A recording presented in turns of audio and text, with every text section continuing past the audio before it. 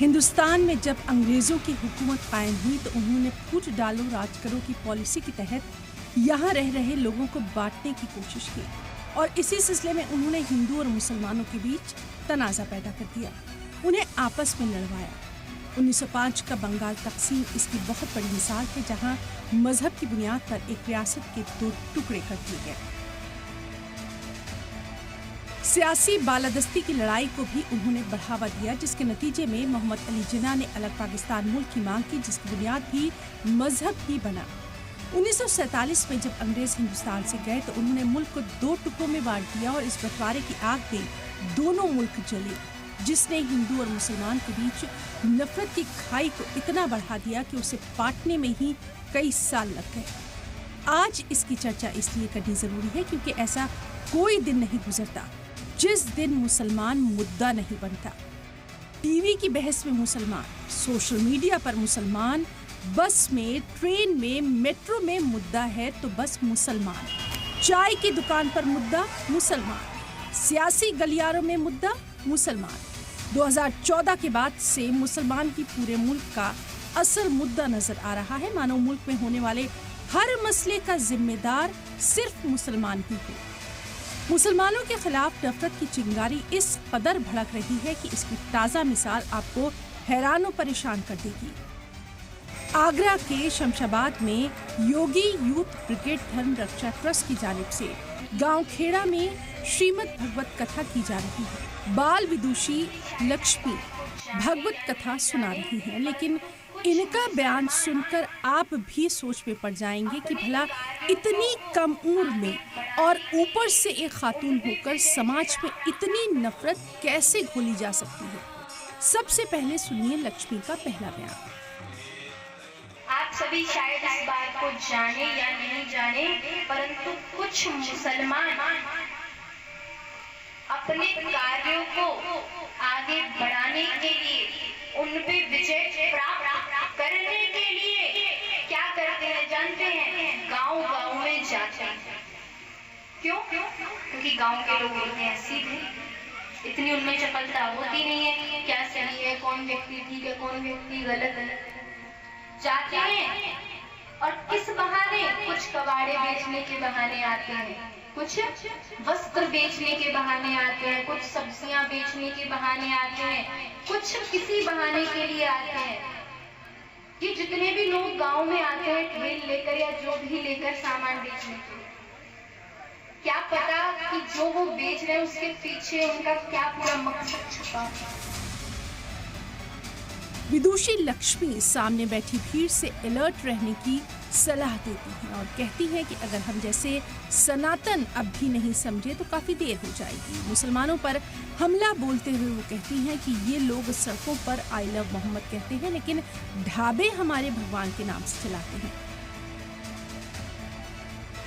हम आप सभी सनातन के व्यक्ति इतने सीधे होते जा रहे हैं और अगर अब भी नहीं समझा गया कि ऐसे ऐसे कार्य भी भारत में चल रहे हैं, फिर देर हो जाएगी। अगर अब भी नहीं जाए फिर बहुत देर हो जाएगी। मुसलमान प्यारे और जानते हैं कि रोड पे तो इनके लिए क्या है? आई लव मोहम्मद रोड पे।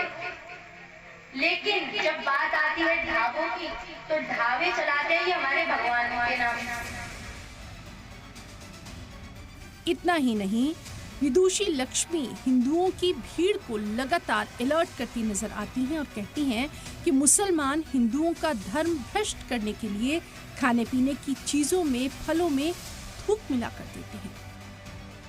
मुसलमान फिर क्या करते हैं? हिंदुओं का धर्म भ्रष्ट करने के लिए उन भोजनों में अपना थूक मिलाते हैं, फलों में थूक मिलाते हैं, फेरों पर थूक मिलाते हैं, पेशाब, जाने क्या क्या महाराज, इतने दुष्कर, कितना भ्रष्टाचार फैला रहे हैं मुसलमान।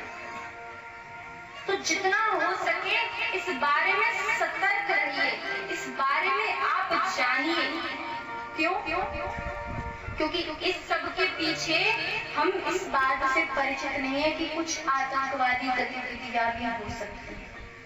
क्या पता कि जितने ठेल वाले कुछ ग्रामों में भेज दिए जाते हो, तुम्हें ये बेचने जाना है, ये बेचने जाना है, और उसके बाद उस पे निशाना ये हो कि इन व्यक्तियों का पूरा घर देखो, कहाँ कैसे कौन रह रहा है, घर में कितनी बहन बेटियां हैं, क्या है, कौन है, और फिर इस सब के बहाने हमारी बहन बेटियों को भी झांसे में लेते हैं।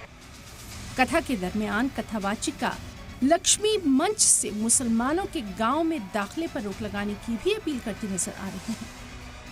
मेरी मानिए तो हर गांव के बाहर यह बोर्ड लग जाना चाहिए कि यहाँ पर मुसलमानों का प्रवेश वर्जित है। क्यों? क्योंकि अगर ये आएंगे तो ये क्या करेंगे? अब हमें ये लिखकर तोड़ना बैठे कौन सा मुसलमान अच्छा है, कौन सा मुसलमान बुरा है। जिस तरह से न्यूज में आ रहा है उस तरह से तो यही पता चल रहा है कि अब तो बहुत ज्यादा ही हद होती जा रही है इन लोगों में। इसलिए लग जाना चाहिए कि प्रवेश वर्जित है। सोशल मीडिया पर विदुषी लक्ष्मी का वीडियो वायरल होने के बाद लोगों के बीच तीखी बहस शुरू हो गई। कुछ लोग इसे मजहबी तकरीब का हिस्सा मान रहे हैं, जबकि कई लोग इसे समाज के बीच तनाव और कशीदगी बढ़ाने वाला कदम बता रहे हैं। आजकल जो कुछ भी चल रहा है उसको देखते हुए मेरा व्यक्तिगत ये मानना है कि मुसलमानों का आर्थिक बहिष्कार होना चाहिए, और जो ये सिस्टम लगा है कि दुकानों के आगे नाम लिखना चाहिए, तो इससे भी होता है इसलिए कि जैसे कुछ लोग व्रत रखते हैं तो उनकी पवित्रता कहीं ना कहीं खत्म होती है। इसलिए ये है कि आर्थिक बहिष्कार करना चाहिए और हिंदुओं से ही सामान लेना है। देखिए, कोई आज मुस्लिम को जिस तरीके से कह रहे हैं, कल कोई उनका हितैषी आ जाएगा मुस्लिमों का तो वो हिंदुओं के लिए कहेगा। ये सब चीजों को छोड़ के शिक्षा, स्वास्थ्य, रोजगार पर यदि कोई काम करने का किसी को टाइम मिल जाए और मुस्लिमों से इस देश को बचा लिया जाए, हिंदू सब बच जाएं, तो थोड़ा नजर शिक्षा पे, स्वास्थ्य पे भी कोई डाले। मैं इस सिलसिले में एक ही बात कहूँगा कि मुसलमानों के दम पे वो जिंदा है जो ये बात कह रहे हैं। अगर वो ये नहीं कहेंगे तो उनके ऐशो इशरत खत्म हो जाएंगे और जो सत्ता है वो भी खत्म हो जाएगी। जब तक ये मुसलमानों का विरोध करते रहेंगे, हिंदू मुस्लिम करते रहेंगे, तब तक ये सत्ता में कायम रहेंगे और अपने विकार को कायम रखेंगे। और चाहे वो संत हो, महात्मा हो या कथाकार हो, कोई भी हो, तो ये हिंदू मुसलमान की बात करेंगे तो वो जो है जिंदा रहेंगे। इस प्रकार के जो सम्मेलन है वो देश के अंदर, प्रदेश के अंदर नफरत फैलाने का काम करते हैं। और अगर वो उस तरीके की बात करते हैं तो मैं नहीं समझता वो साधु है, वो संत है। क्योंकि संत वो होता है जिसको जो है सनातन का ज्ञान होता है, और सनातन जितना मैंने समझा है या जितना संतों के माध्यम से समझा है, सनातन तो त्याग, तपस्या और बलिदान का धर्म है। तो अगर एक संत इस तरीके का काम करता, वो संत नहीं है, वो जरूर कोई संत के भेष में अपराधी दृष्टिकोण का व्यक्ति है, आपराधिक छवि है उसकी, इसलिए वो ऐसी बात करता है। क्योंकि वो कहीं ना कहीं राजनीति से इंस्पिरेशन ले रहा है और वो ऐसा बात कर रहा है, वो देश को तोड़ने का बात कर रहा है। ये गुंडे मवाली बदमाश लोग होते हैं जिस तरीके की बात करते हैं। ये नफरत सिर्फ आगरा तक ही महदूद नहीं है, बल्कि इंदौर की 4 असेंबली सीट से बीजेपी एमएलए मालिनी गौड़ के बेटे एकलव्य सिंह गौड़ के एक फरमान पर इंदौर के कपड़ा बाजार में मुस्लिम सेल्समैन और कारोबारियों को काम करने से मना कर दिया गया, जिसके बाद से करीब सैकड़ों मुसलमानों की रोजी रोटी को हाथ धोना पड़ा।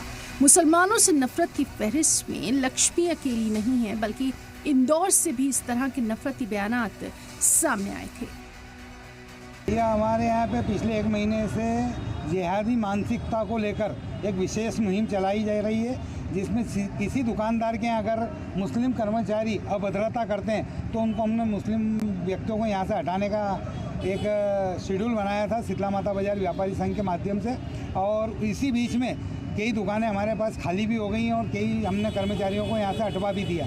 और रही बात है आज की भगवा करने की, तो ये दिग्विजय सिंह जी जिहादियों के समर्थन में मैदान में आ रहे हैं, तो शीतला माता बाजार के व्यापारी भी हिंदू संगठन के लिए मैदान में हैं।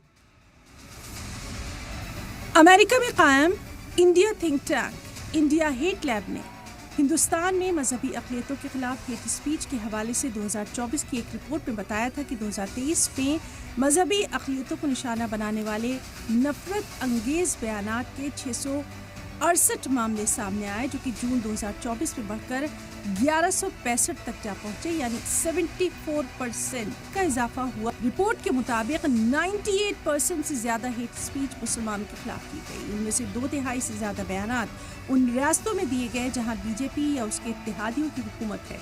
रिपोर्ट के मुताबिक बीजेपी के रहनुमाओं ने 450 से ज्यादा नफरत अंगेज तकरीरें की, जिनमें से 63 खुद वज़ीर-ए-आज़म नरेंद्र मोदी ने की थी।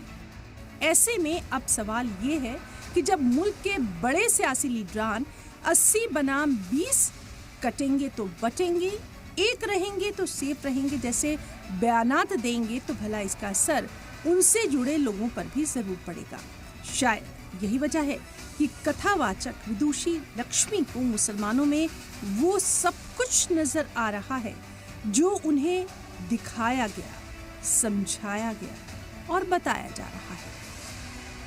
आगरा से सैयद शकील के साथ नदी महमूद की रिपोर्ट।